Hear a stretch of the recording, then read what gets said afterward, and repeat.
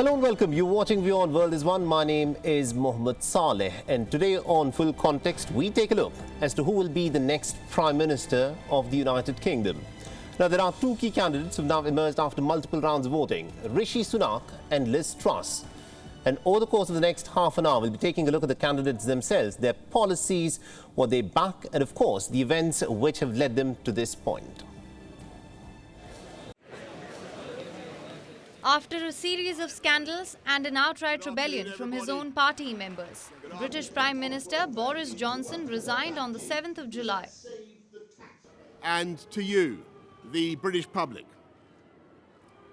I know that there will be many people who are relieved and perhaps quite a few who will also be disappointed. And I want you to know how sad I am to be giving up the best job in the world. But them's the breaks. Johnson's resignation kicked off a new race to find a new leader for the Conservative Party and the Prime Minister of the country.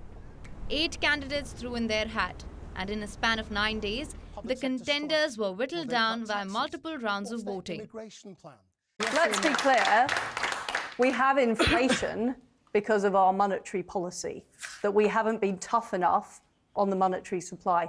That's the way I would address that issue. Okay. But it is wrong. Interest rates up, mortgages nightmare. It is. Liz, we have to be honest. We have to be honest. But borrowing your way out of inflation isn't a plan, it's a fairy tale. For tax cuts. While the candidates were divided on a number of issues, they were united on one. If he wished to serve, who here would be happy to have Boris Johnson in their cabinet? Please raise your hands. If he wished to serve, would you have Boris Johnson in your cabinet if you were PM? Not a single person. The Tory parties has narrowed down their search to 2 candidates. They are former Chancellor Rishi Sunak and Foreign Secretary Liz Truss. They will be facing off against each other in the final runoff. Meanwhile, on Wednesday, Johnson bid farewell to Parliament with some advice for his successor. I want to use the last few seconds, Mr. Speaker, to give some words of advice to my successor, whoever he or she may be. Number one, stay close to the Americans, stick up for the Ukrainians, stick up for freedom and democracy everywhere. Cut taxes and deregulate wherever you can to make this the greatest place to live and invest, which it is. And Mr. Speaker, I want to thank everybody here, and hasta la vista, baby. Thank you. Who will that successor be? While Sunak has led the race so far, opinion polls favour Truss. Both candidates now have a little over a month to convince members of the wider Conservative Party, about 200,000 of them, to vote for them. My best wishes for the British people, and I commend it to the House. Regardless, come September 5th, Britain will have a new Prime Minister. Bureau Report WION, World is One.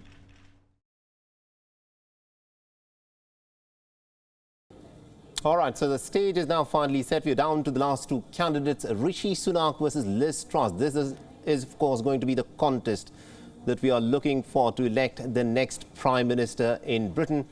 And this, of course, is where things get very interesting from here on, because so far it was the members of Parliament who had been voting to try and elect their next leadership. But now it'll be the larger Tory party members.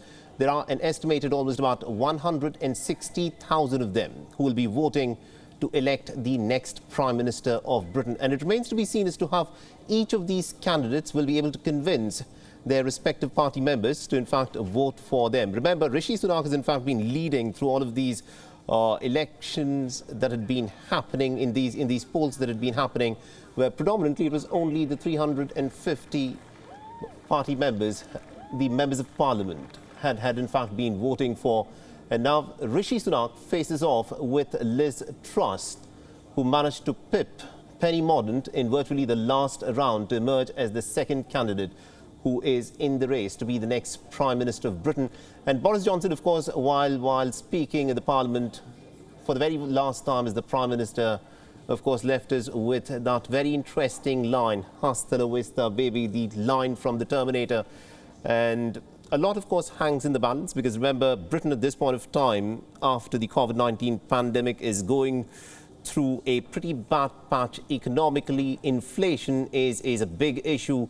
The way the taxes will, of course, be imposed, that's going to be one of the key issues on the basis of which people will, of course, vote. Liz Truss and Rishi Sunak have got completely different opinions on how the government should be taxing the people in Britain. And also the war in Ukraine is going to be a crucial aspect of how Britain will, of course, be looking at, and a change in leadership. Will there be a change in Britain's policy towards the war in Ukraine? These are, of course, some of the questions for which there are no immediate answers. But the race to 10 Downing Street is heating up. We're virtually in the last lap. But this is going to be a month-long lap. There will be at least 2 televised debates in which Rishi Sunak and Liz Truss will try and convince the party members of the Tory party to try and vote for them. There are an estimated 160,000 of these Tory party members who will, of course, be voting. And it remains to be seen as to which way this will, of course, go. But remember, the opinion polls do not favour Rishi Sunak to, in fact, come up on top in the elections in which the party members vote. And to give us more insights in terms of how this election will, of course, play out, we are joined in by our correspondent Ollie Barrett, is now, in fact, joining us from London. So, Ollie, we are down to the last stage. This is the final bit of the polls that are still to be conducted. We are given to understand that about 160,000 Tory party members will now be voting to elect their next Prime Minister. So tell us, what are Rishi Sunak and Liz Truss doing to convince the party members to elect them? That's right. Actually, the party members, what they're voting for is to elect their party leader. Now, that person does also become the UK Prime Minister, because they will be the leader of a party that commands a majority in the House of Commons. But Conservative Party members, to be clear, are voting for who they want to be the next leader of the Conservative Party. That means that ballots are going to be sent out to, as you say, around 150 or 160,000 Conservative Party members. They will then have that chance to vote for who they want to be their next leader. That ballot will be open until September the 2nd, and then we will have the result announced of who's the next leader of the Conservative Party on September the 5th, and then we expect that person to take over in Downing Street as Prime Minister on September the 6th. And in that intervening period, what is happening is a series of hustings and televised debates. There'll be lots of interviews on the radio, on the television as well, so that Liz Truss and Rishi Sunak can both make their case directly to the party members. Of course, through the process that we've seen so far, it's been Conservative MPs that have been voting, just Conservative MPs, but now It is the wider party membership. So in a sense, the audience has slightly changed over the last 24 hours or so, and now Rishi Sunak and Liz Truss are trying to make their case directly to the membership, to the grassroots. Absolutely, indeed. And also, just before we let you go, Ollie, weigh in terms of what can we expect will happen with Boris Johnson. He will no longer be the Prime Minister of Britain in about a month's time. The last he addressed the British Parliament, he ended with words, "Hasta la vista, baby." He did not say, "I will be back," which is the other very famous line of the Terminator. What happens to his political future from here on? It's very difficult to predict. He did drop several hints in that final Prime Minister's questions, as you say, that he perhaps is not done. And there's lots of speculation that he could, for example, try and hang around and pick up the pieces if whoever is the next leader of the Conservative Party doesn't have a very good time of it, that perhaps he'll wait in the wings and try and launch another leadership campaign at some point in the future. He will be caretaker Prime Minister effectively through till September the 6th, and then he becomes a backbench MP. That is what Downing Street says he plans to do next. What we don't know, of course, is whether he plans to fight the next general election, whenever that may be. His former aide, Dominic Cummings, has put out a theory of his. He believes that Boris Johnson wants Liz Truss to be the next Prime Minister because he feels that she won't do a very good job, will then at some point be removed from that position, and then he'll be waiting in the wings to take over. That is something that will be denied by Downing Street, it'll be denied by Boris Johnson, but but certainly he has been dropping some hints that his political career, in his view, may not be over. But there's also lots of speculation that actually in the coming months he could make a slide over back into the media, back into journalism in some way. So we will very much have to keep an eye on Boris Johnson and see what happens in the coming months. Absolutely, indeed. Thank you very much indeed, Oli Barrett, for joining us and getting us all those insights from London. It does promise to be a pretty interesting next few weeks ahead in terms of what happens in British politics. And of course, Boris Johnson should not be written out. He'll be sitting as a backbencher, but will he, of course, try and make a comeback? That's something that we'll have to look out for over the course of the next few months. But now the task on hand, the immediate one, is what happens with these two, Rishi Sunak and Liz Truss, the two of them who will now be trying to convince the Tory party members to elect them in the election. Now, over the course of the next 6 weeks, about 200,000 members of the Conservative Party will assess both Truss and Sunak, not for their charisma, but rather for their policies. What do they stand for? Now, both Sunak and Truss have set out some of their policies already, and here's what we know so far. The big issue is, of course, that of taxation and spending. Now, Liz Truss has said that she will reverse the national insurance rate rise that is designed to fund health and social care. She also wants to continue the Johnsonian levelling up agenda, but based around low taxes and low regulation zones. She's also told one of the local British media there that she would treat borrowing built up during the pandemic like a war debt to be written off over a long period. Now, Sunak, on the other hand, has promised a return to traditional conservative economic values. He differs on Truss on tax cuts, saying that acting now would stoke inflation and would also increase borrowing. He's also pledged to cut tax once inflation is under control. He's also expressed a desire to bring about radical reforms to the way businesses are taxed. Now, on the issue of climate change, Sunak has it's been said that she would set out a new legal target for the United Kingdom to be energy independent by as early as 2045 at the latest. He was also committed to maintaining government's legally binding goal of reaching net zero emissions by 2050, and has also assured the Tories that green wing is something that will go on to protect the environment. Truss, meanwhile, is committed to maintaining the government's legal goal of reaching zero emissions by 2050 and has said that she will suspend green energy levies. Now, on the issue of Brexit, Liz Truss has said that she can be trusted despite having voted to remain in the European Union back in 2016. Now, she's responsible for introducing the Northern Ireland Protocol Bill, which could override parts of the post-Brexit deal between the United Kingdom and the EU. Rishi Sunak, meanwhile, has criticised the manner in which the Northern Ireland Protocol works, saying that it is operating and is posing enormous challenges to the stability of the situation in the nation. He's also committed to reforming all EU laws and bureaucracy that are still in place by the time of the next general election. He said that he'd also want to scrap regulation on financial services that he says have been inherited from the EU to trigger growth in the sector that is similar to that was seen in the 1980s.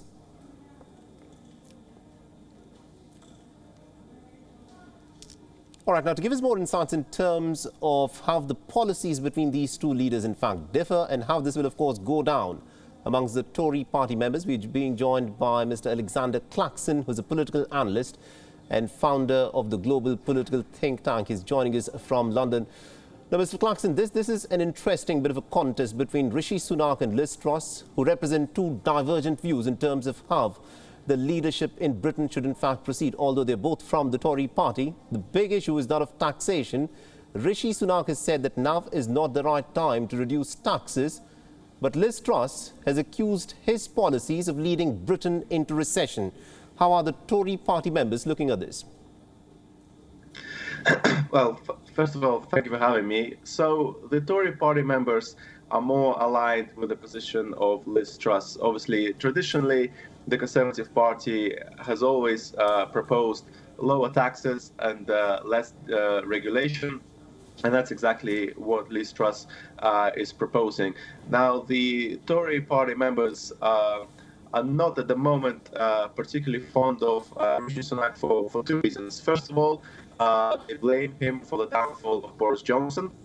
And we have to remember that Boris Johnson still remains rather popular among the Conservative Party members. And secondly, many members blame him for the current state of the British economy. The inflation has reached over 9% and is likely to reach over 10% or maybe even 12%. The growth has slowed down substantially. Now, of course, there are external factors for that, including the war in Ukraine. But many party members are blaming Rishi Sunak's economic policies for the situation in Britain. And for that reason, they believe that Liz Truss's policies of lowering taxes would be better for the British economy. And for that reason, Liz Truss is currently the favourite to become the Prime Minister of the UK by becoming the leader of the Conservative Party.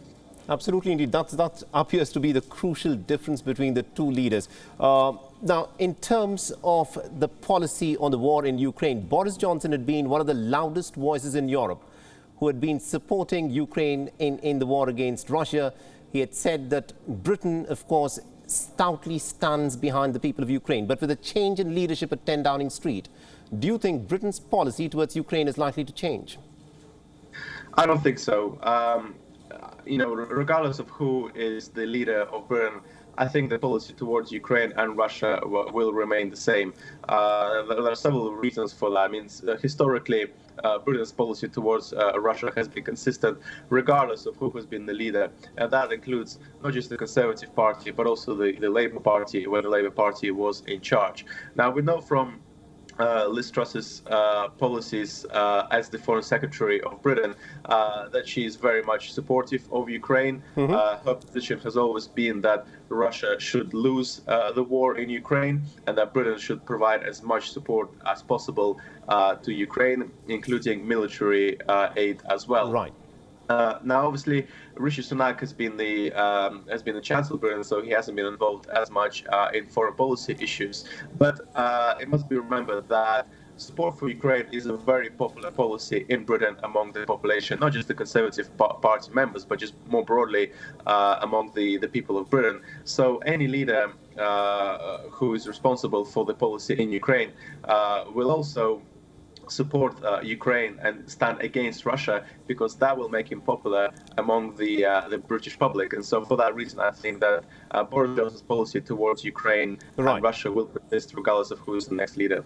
Absolutely, indeed, Mr. Alexander Clarkson. Do continue to stay on with us because there's more that we want to talk to you. But the two contenders here, Liz Truss and Rishi Sunak, of course, will face a whole host of challenges as soon as they occupy the 10 Downing Street office. Now, whoever replaces Boris Johnson will inherit an economy that's been buffeted by the cost of living crisis, as inflation has accelerated to its highest rate in almost about 4 decades in Britain. The rising prices remain the biggest concern. Unrest among worker unions is also mounting, from rail staff to postal workers to teachers to trial lawyers. All have either declared a walkout or are debating doing so. The new leader will also have to repair a fractured party that is looking tired after 12 years in power. The party has suffered under Boris Johnson's administration. It's been lurching from one crisis to another, and restoring the confidence and trust of the voters in the party for the general elections in 2024 is going to be a monumental challenge. The new Prime Minister will also have to mend relations with the EU that have been strained to near breaking point by Johnson's threat of reverting on the Brexit agreement that he had negotiated. Now, inflation is likely to remain high throughout the rest of this year and next. Now, economists have also warned that there is a possibility that the United Kingdom's economy is likely to enter into a recession in the third quarter of this year, if it is not already into one. The recent support announced by Rishi Sunak when he was the Chancellor of the Exchequer is likely to help the low-income households, but with energy bills that are going up and will go up during the winter months, the current support is simply not enough. Now, there is both a need and also a scope to do more, and another long-term challenge for the country, of course, is its woeful productivity performance, and also steering the economy to net zero in terms of emissions. Now, the ongoing war in Ukraine and also the issues around higher energy and food prices associated with it, not to mention the associated security and geopolitical issues, will continue to remain a top priority. Now, Mr. Clarkson, if I can bring you back on this. Now, at this point of time, the leadership question is also a preparation for the 2024 general elections that are to happen. Under Boris Johnson, the Tory party was lurching from one scandal after another. So there is a crisis of trust that the people in Britain actually have in the Tory leadership. Which among these two candidates do you think is likely to be the person who would provide the British people with a leadership that would be free of scandals? So this is quite an interesting issue, because first of all, when we look towards the general election in 2024, Liz Truss actually loses to Keir Starmer, the Labour leader, even though she is more popular than Rishi Sunak among the Conservative Party members.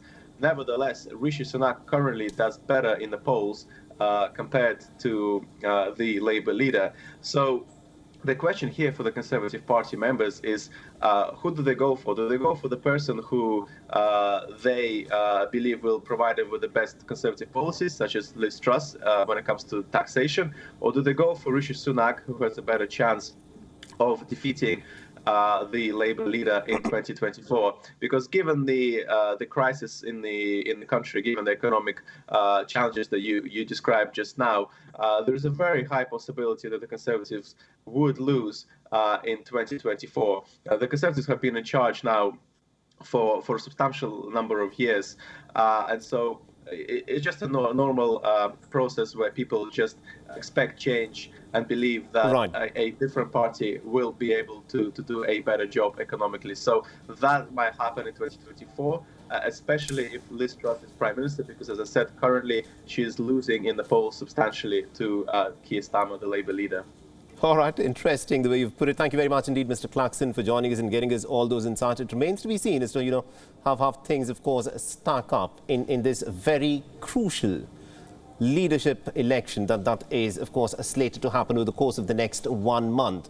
But remember, the reason why we are here at this juncture with Rishi Sunak and Liz Truss as the two contenders is, of course, because of the many scandals and also the disgraced Prime Minister who is presently on his way out.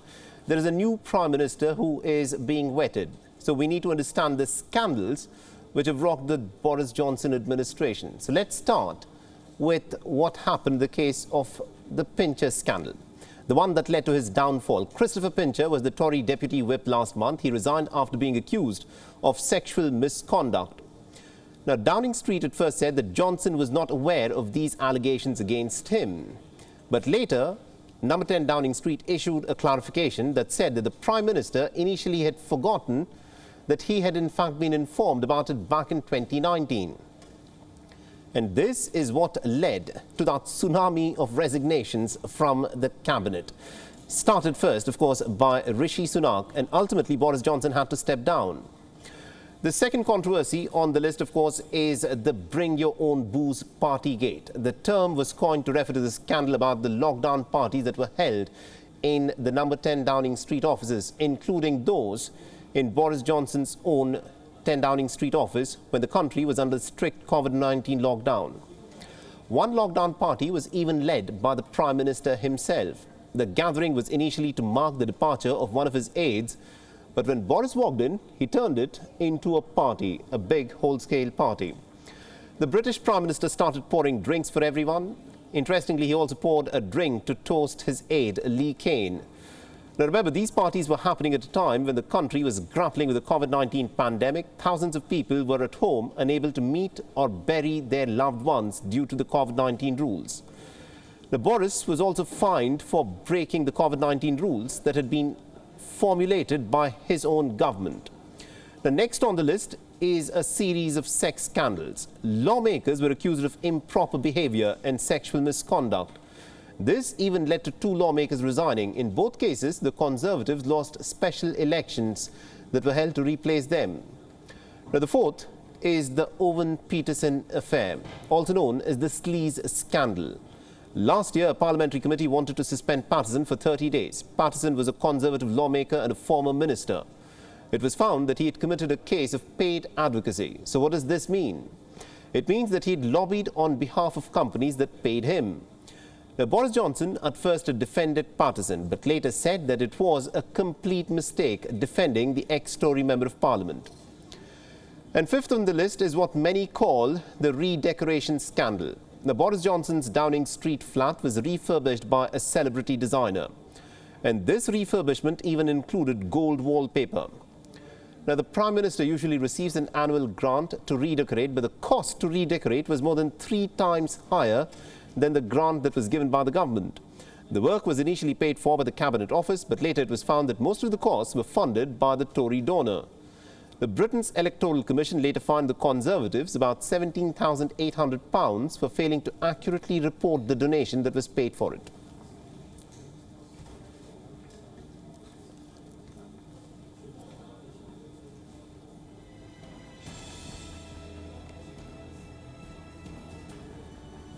So these, of course, are the big challenges and the questions as the Tory members, of course, come together over the course of the next 1 month to elect their leader, who will then replace Boris Johnson at 10 Downing Street. With that, it's also a wrap on this edition of Full Context. Thanks for watching.